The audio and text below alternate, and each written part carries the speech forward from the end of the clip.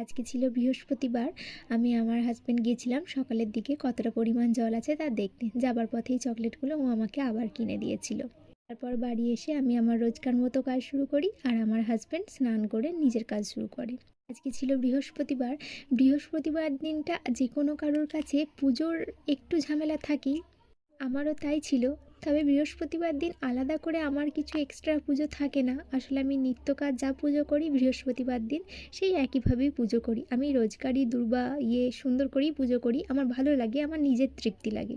শুধুমাত্র বাড়তি কাজ বলতেই বাসন ধোয়াটাই থাকে আর আলপনা দেওয়াটা, ওটা আমি আগের দিন সন্ধেবেলা যখন সন্ধে দেখাই ঠিক তখনই সব করে রেখে দিই। আমাদের বাড়ির চারপাশে বা আমাদের নিজেদের ঘরেই অনেক গাছপালা আছে, তাই ফুলের অভাবটা তেমন একটা বোঝা যায় না। তবে ঠাকুরের মন্দিরটা বা ঠাকুরের তাক বা ঘর সেটা সুন্দর করে সাজানো থাকলে একটা সুন্দর সেন্ট আসলে যেন ঘরটা মন্দির মন্দির লাগে।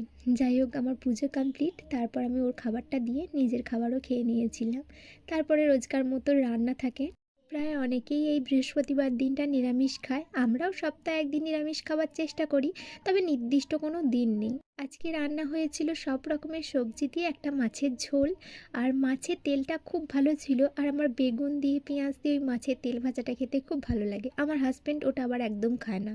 শুধুমাত্র মাছের তেল তা না, যে কোনো রকমের মাছের মাথা বা ছোট মাছ ও খায় না কো। তার হয়েছিল উচ্ছে আলু সেদ্ধ, আর এখন নতুন ওল উঠেছে সেই ওল ভাতে। তারপর বিকেলের দিকে চাটা খেয়ে আমরা একটু বেরিয়েছিলাম। চা তো ছিলই, টা হিসাবে ছিল গরম গরম পাঁপড় ভাজা আর 2 প্যাকেট বাদাম ভাজার মতো কিছু একটা ছিল, আমি ঠিক নাম জানি না সেই সব। এখন শ্যামসুন্দরের ঝুলন হচ্ছে, আমরা ঝুলন দেখতে যাইনি, ও আসলে ভিতরে ঢোকেনি, প্রচণ্ড ভিড় আর তারপরে ওরকম কাদা চ্যাপচ্যাপানি, ও যেতে চায়নি, বলল পরে একদিন যাব। জেনারেলি আমরা যাই একটু ঘুরতে আর খেতে। ঘোরা বলতে শ্যামসুন্দরে তেমনভাবে সেরকম কিছু নেই, বা আমরা সেরকম ঘুরিও না। ওই একটু খেয়ে দিয়ে নিজেদের মতো কথা বলতে বলতে বাড়ি আসি। আমরা রোজকার মতনই ফুচকা খাই, তাই খেয়েছিলাম।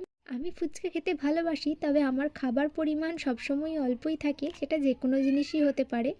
আর আমার হাজব্যান্ড ফুচকা খেতে ভীষণ ভালোবাসে আর ও একটু বেশি পরিমাণই খায়। তারপরে ওই বাইরের দোকানগুলোতে এরকম জিলিপি ফিলিপি বসেছিল, ও বলল লাল রঙের কালার দেওয়া জিলিপি নিতে হয় না। আমার দেখেই খুব লোভ লাগছিল, তাই আমি নিয়েছিলাম। আর একটা নতুন রকমের গজা ছিল, দেখতে কালো পাড়া হলেও বেশ লোভনীয়, তাই ওটাও নিয়েছিলাম। আমার হাজব্যান্ড বলল ওটা জিভে গজা, আমি আগে কখনো খাইনি কো। তারপর আমাদের আরও কিছু কাজ ছিল আর একটু দোকানে যাওয়া ছিল, সেসব কমপ্লিট করে আমরা বাড়ি এসেছিলাম। বাড়ি এসে যা এনেছিলাম সেগুলো মোটামুটি সবাইকে দিয়ে তারপর আমি রান্নার কাজে গিয়েছিলাম। রান্নাতে আমি তেমন কিছু করিনি, করেছিলাম ডিম আলু পেঁয়াজ সব কিছু দিয়ে একটা ভুজিয়ার মতন, আর ছিল রুটি। আমি জেনারেলি ডিনারটা রাত্রে খাবার আগেই করি, কিন্তু সেদিন প্রচণ্ড মেঘ করেছিল আর মেঘও ডাকছিল, তাই আগেই করে নিয়েছিলাম। তার কিছুক্ষণের মধ্যে বৃষ্টিও নেমে গেছিলো। ঠিক আছে, সবাই ভালো থেকো, সুস্থ থেকো।